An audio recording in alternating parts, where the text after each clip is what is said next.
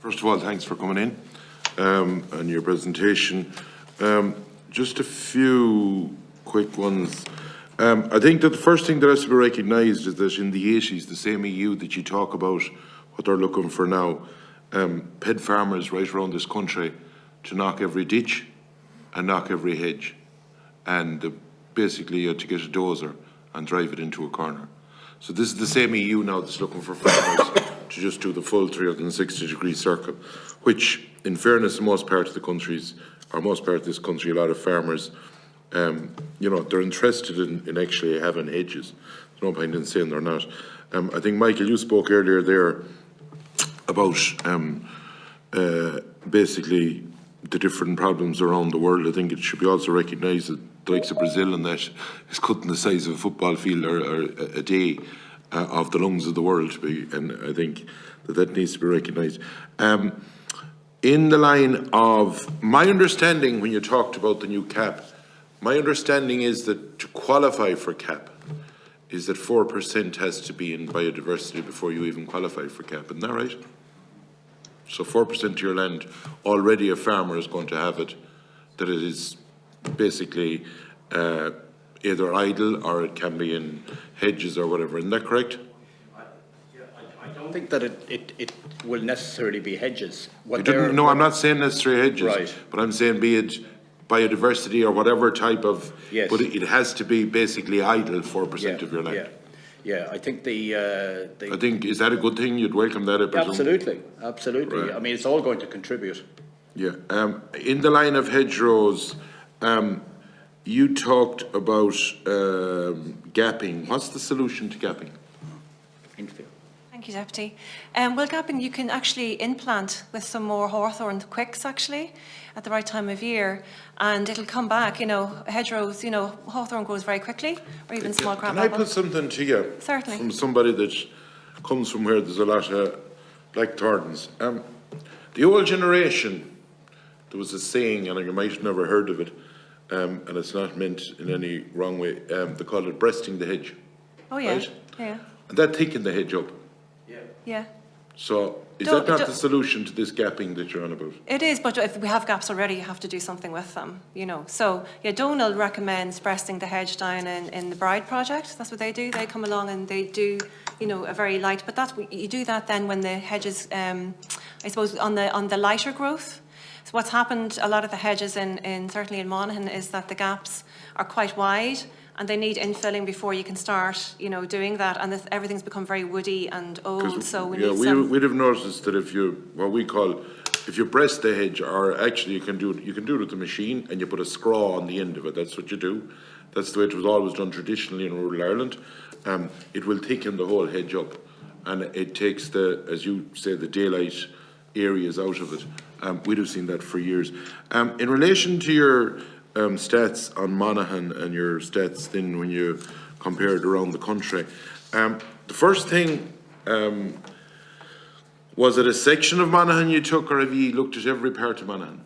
Yeah, no, we took every part of Monaghan, so it's done on a so you have every hedge in Monaghan looked at? No, I'm going to explain the methodology to you.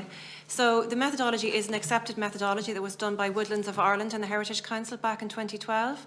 About 21 counties or parts of counties have used this methodology, and we used it in 2010 and again in 2021.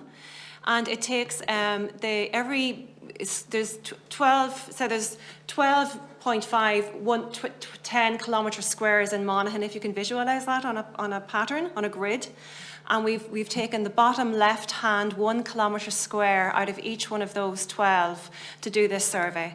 And that's the same survey they use, I believe, for the badger surveys and also for the countryside bird surveys. I think. So what you've used in Monaghan, am I correct in saying, is 10 square kilometres in total?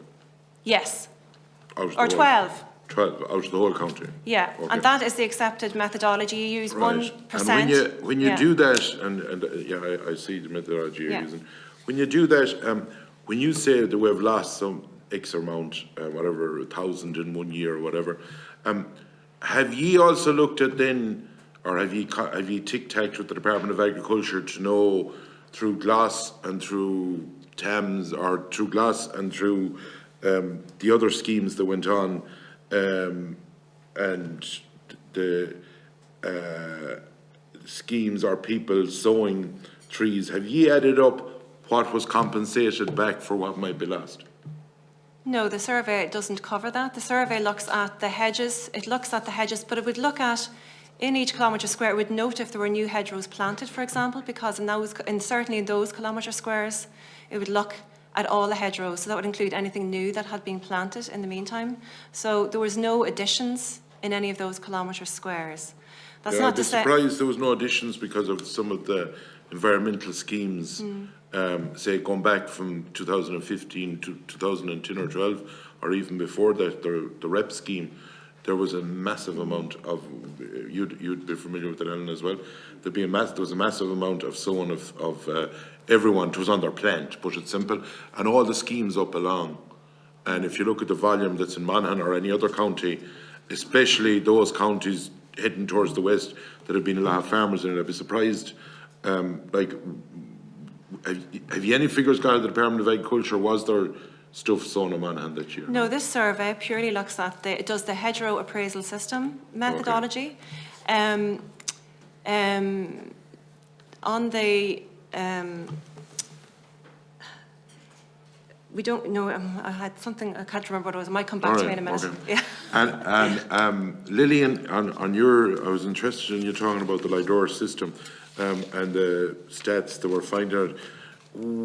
What was the area per photo when you're looking at those hedges to make them count? When they were using the LIDAR system, what was the square metre area per photo that they took? Well, the 2011, it was based on the national 2005 aerial photograph database. Yeah, but when they section it down, was it 40 metres, 20 metres, 15 metres? Because it gets more accurate as you're going along. As you go closer, yeah.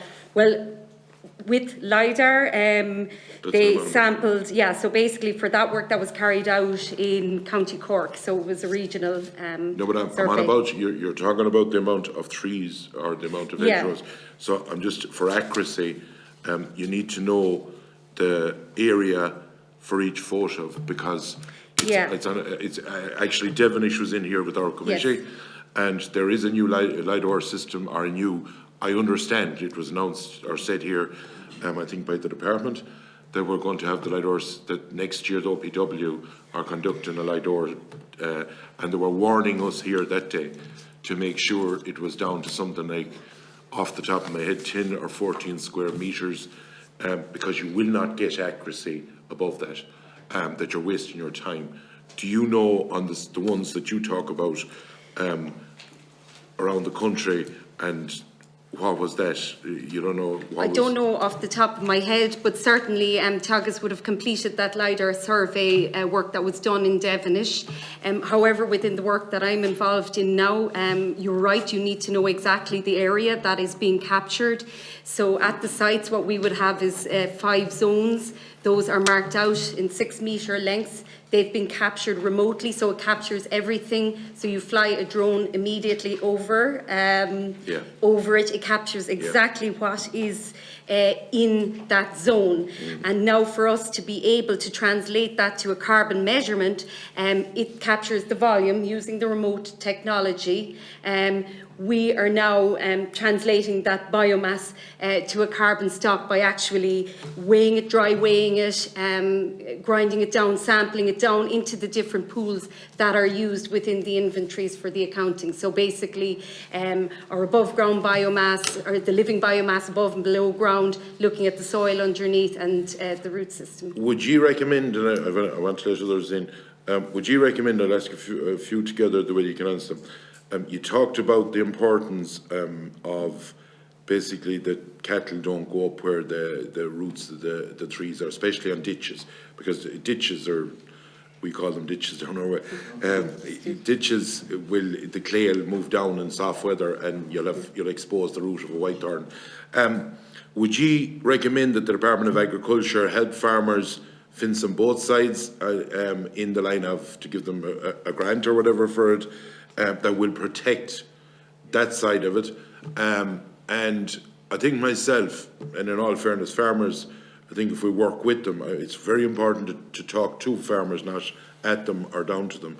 we need to respect that it's their ground we're dealing with, not something out there, that we need to give them the respect that's required. And I think that, in fairness, in my opinion, if we work with farmers, there's farmers out there that want to get the white thorn hedges. It will save you fencing, to be honest about it, in a lot of cases, if it's functioning properly. And I think we should work with them. But in the line of the fencing, you talked about that. Could you give us, and like we have to think of roads as well and road safety, and I know Senator Daly brought it up.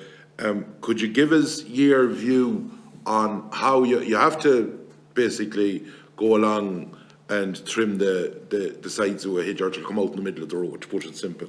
So what is your view on how you handle all that and indeed inland? Because for the contractor that's going along, you have mirrors, and the worst thing you can have is a bramble catching you in the mirrors. Like, while everyone wants to have these, and I think in fairness farmers will buy into this, and I think they're going to buy into the eco scheme, in fairness, in the line of sowing more hedgerows, in my opinion. We need to work with them to make it workable and that it's not affecting them or hammering them. What's your views on the maintenance side of it? That's what I'm trying to establish.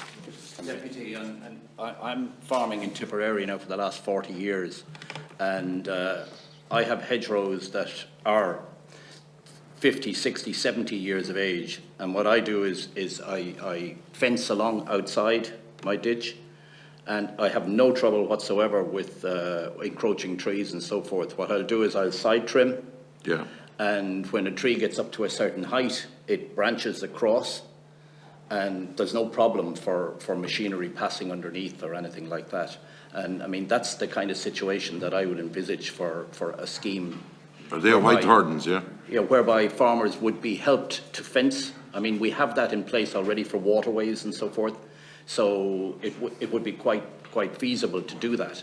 And it doesn't require a lot of maintenance once you do it properly the first time. Electric fences are perfectly good in that way. As far as roads are concerned, there's no problem. I mean, all of us have to follow the law in terms of encroaching trees and overhanging trees and so forth. So there's, from our point of view, there's absolutely no problem for roadways and so forth. And if farmers were, last question, if farmers under the new eco scheme, like, what would you be recommending in the line of hedgerows to be sown? Would you put in laurels? Would you put in white thorn? What would you put in that is fairly sound at keeping it, say, maintenance-wise? Well, I suppose the basis of any good hedge, as you probably know yourself, is a good blackthorn, white thorn, blackthorn, hazel, a bit of mostly everything that you would have. With unfortunately, ash now, as we know, is a huge problem here in Ireland. Yeah. And in Monaghan, I think it makes up something like 75% of the trees that they have in any kind of size. Alder now has a disease, and unfortunately these are symptoms of the problems that we face in the environment now, and people are beginning to recognise this. Well, they're symptoms of important other trees. That's what they're. Absolutely, but of the diseases that are in place when you have a system that's not healthy, in the same way that a human being is going to suffer from diseases if they're not their immune systems and our ecosystems, our immune systems in our ecosystems are poor.